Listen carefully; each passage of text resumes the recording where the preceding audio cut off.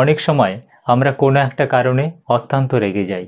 সেই সময় আমরা যা বলে থাকি বা করে থাকি তা ভুল হওয়ার সম্ভাবনা অনেক বেশি থাকে। রাগের মাথায় আপনি যে সমস্ত সিদ্ধান্ত নেবেন তার 100% ভুল হওয়ার সম্ভাবনা থাকে। তাই তৎক্ষণাৎ আপনার রাগ কমানো উচিত। আসুন কয়েকটি স্টেপ ফলো করে কিভাবে রাগ কমানো যায় তা নিয়ে এই ভিডিওতে আলোচনা করি।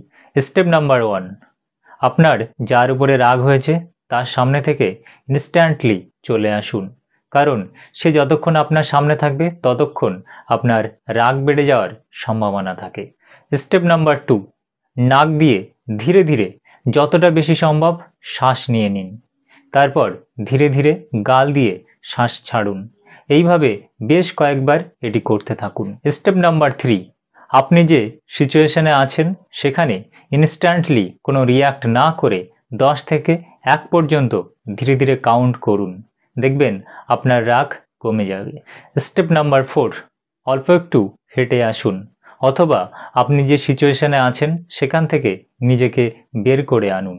স্টেপ নাম্বার 5, প্রেজেন্ট মোমেন্টের উপরে ফোকাস করুন এবং আপনার মধ্যে যে সমস্ত নেগেটিভ থটস আছে সেগুলো ধীরে ধীরে রিমুভ করুন। স্টেপ নাম্বার 6, অ্যাংরি থটসের পরিবর্তে কাম এবং পজিটিভ থটসগুলোকে প্রাধান্য দিন। স্টেপ নাম্বার 7, ওই সিচুয়েশনের মধ্যে কোনো লাফ বা হিউমার খুঁজে বের করুন নিজের রাগ কমানোর জন্য। স্টেপ নাম্বার 8, ফিজিক্যাল অ্যাক্টিভিটি করুন, যেমন আপনি জোরে জোরে হাঁটতে পারেন বা দৌড়াতে পারেন।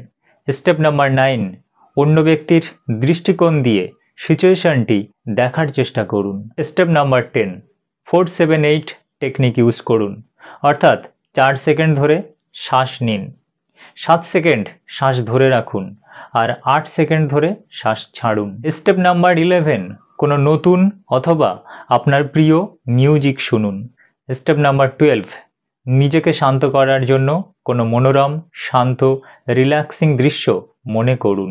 স্টেপ নাম্বার 13, স্নান করুন অথবা পায়ে, মাথায়, চোখে মুখে জলের ছিটা দিন।